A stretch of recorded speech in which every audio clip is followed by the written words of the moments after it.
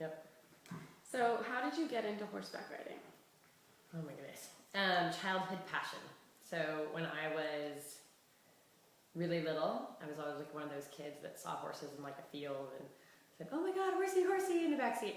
And then when I was about 8, my mom and I started taking lessons together at this really terrible place in Northern California.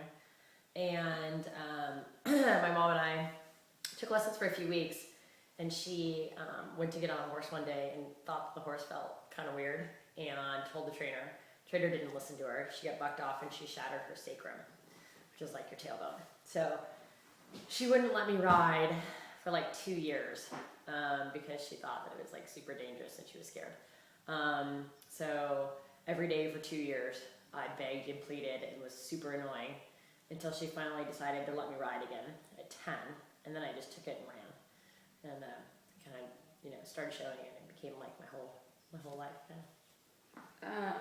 What did you show in? Did you do the hunters or the jumpers? So by the time I was 10, I was really tall already, so I never got to do ponies like all of my other students. They get to do ponies and stuff.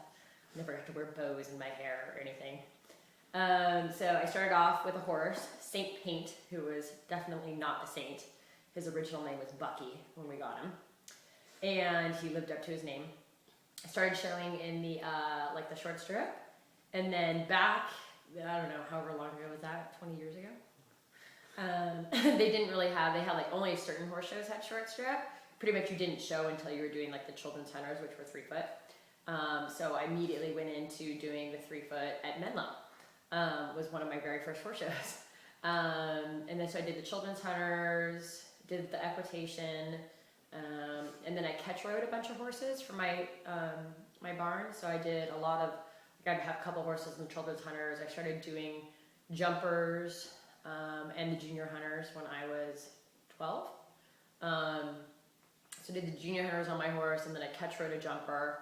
And then I decided the jumpers were really my forte. That was really where my passion was. I liked the spiciness and the fastness of it all. So I sold my hunter, did the children's jumpers on my horse, another very inappropriate mount, thank you to my trainers. And then I moved down to San Diego when I was 14 and did the children's jumpers with my trainer here, did the junior jumpers. And then by the time I was 17, I was on my own financially, so sold my horses. And then that's what I did. I did it all. Well, what was your first horse show like? Menlo, it's a big one. Well, Menlo was actually my second horse show. Okay. My first horse show was at a place called Antioch. Do you know where Antioch is? It's really not a very nice place. And it was interesting. I got bucked off once or twice, I can't remember. My horse didn't like flat classes and used to chase the ponies, and he just was a big jerk. He knew that I was little and didn't have a lot of strength. So the first day I showed, the warm-up ring was this big field with no fencing. One end of the warm-up ring was all the horse show rings, so there's like 3 horse show rings, and then the other end of it was like a food court with picnic tables and the food place, and then beyond that were the barns. So I was warming up, and my trainers I don't think were up there yet, and I picked up a canter at the end next to the show rings. And I turned the corner, which is heading towards the food court and subsequently also home, and my horse bolts off with me. And I was little, I started trying to pull, there was nothing about it. I'm staring down the picnic tables and the people sitting at the picnic tables, and I'm running like straight for them, and there's like nothing I could do about it. I run into, people go flying like fleas. I go running into the picnic table area. Finally somebody catches my horse, and for the rest of the horse show I was so embarrassed because I would see the people and they would be like, "Oh my God, that's the little girl that like tried to jump our picnic table." I think that was day 1. Day 2, I made it into the arena for a flat class, only to be bucked off when my horse, I'm sure I got it too close to the pony in front of me. However, my horse was not very nice, and so he launched me. And I remember my mom and my brother were there, and it was the first horse show, so everybody's all excited, and this, that, and the other, and it was grass, so it was hard. So I land with a thud, and my brother and my mom come running out into the arena, which, you know, horse people know that this is like a total faux pas. You don't go running out into the arena as a parent or a sibling. So it was kind of a big ordeal. And then the last part of my first horse show, I was really intelligently walking around my horse in flip-flops, and he stepped on my foot and broke my foot. Oh, no. So it was a really interesting, it's amazing that I stuck with it, really. Well, did you have a lot of friends that rode growing up? You know, I did eventually. So when I first started with my trainers in Northern California, I was really the only kid. And then by the time I was about 12, about the time I was starting to do the junior hunters, there was a couple other girls, Lindsay and Amanda, that moved to the barn with us. And we all lived in like the same gated community. And, you know, we did, you know, everything together. Like we were like the Three Musketeers. You know, every weekend it was like my house or their house, Friday night, and then we'd be together the whole weekend. We did that thing which every little girl who rides horses does and jumps over things all day long, every day. So every afternoon we would, you know, set up like courses in the backyards. We'd flip over lawn chairs and we'd put brooms, you know, on their side, and we'd jump up and down like the flower beds in the banks, and we would do courses where we would pretend that we were hunters and we'd judge each other, and then we'd pretend we were jumpers and we'd time each other, and then we'd pretend we were cross-country horses and we'd go up the hill and down the hill. I was very skinny and fit at that point in time in my life. And then we all rode together until I moved down to San Diego when I was 14. And we stayed in touch for a little while. Actually, one of the girls I still kind of randomly talk to. One of them lives down here now. But when I moved down to Robert Ridland's barn at Show Park, I was the only kid. So my friends became adults at that point. And I was like, it was kind of cool because I was a little bit special because I was the only kid, so I got a lot of attention.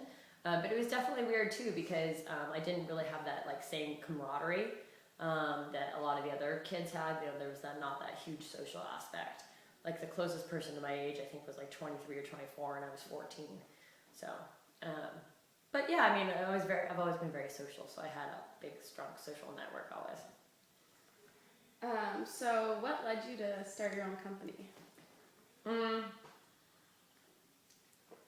Kind of just happened. So I moved out of my house young. I was 17 when I moved out. I finished high school on my own, and I started putting myself through college.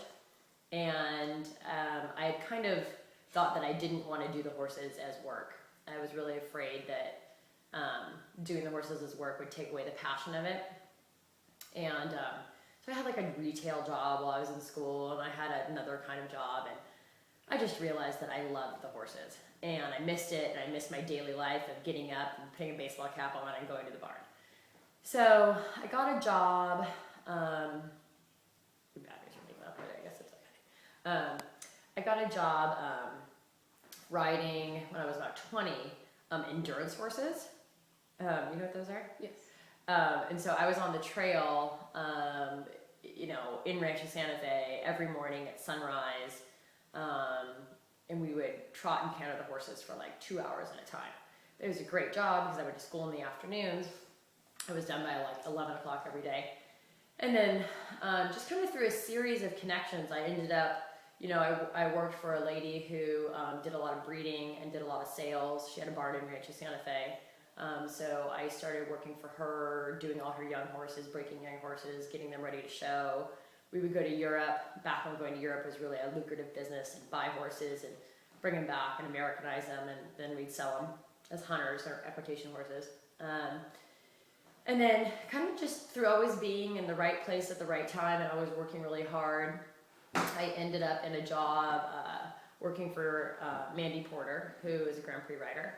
And I worked for her for about 5 years and really learned a lot. She taught me a lot about training horses and really what it was to do proper flat work and really understand what was necessary to get the most out of a horse and yourself, and what hard work really meant, and what care for a horse really meant. And when I was working for her, we were at a facility called Ridgemar at the time in Del Mar, and we I started helping another trainer at that facility who had kind of a lower level barn. And I did some teaching for her and did some riding for her, and one thing led to another, and her clients weren't very happy. So I approached her and made her an offer, how I could help her and come into her business and be a little bit more substantial of an influence. And she didn't want to do that and asked me to leave because she was upset. So I left, and about 10 of her horses decided that they wanted to leave with me. So that I had kind of an insta business, and it was very intriguing to go from being just a rider to all of a sudden I was responsible for everything. The setup that I had was called like a dry stall. So I had to go in and I was responsible for ordering all the feed and the shavings and the help and all of a sudden I was the end all be all for 10 horses. It was a huge jump in responsibility, and I was kind of flung into it from literally like a Monday to a Tuesday. So that's kind of how I ended up starting.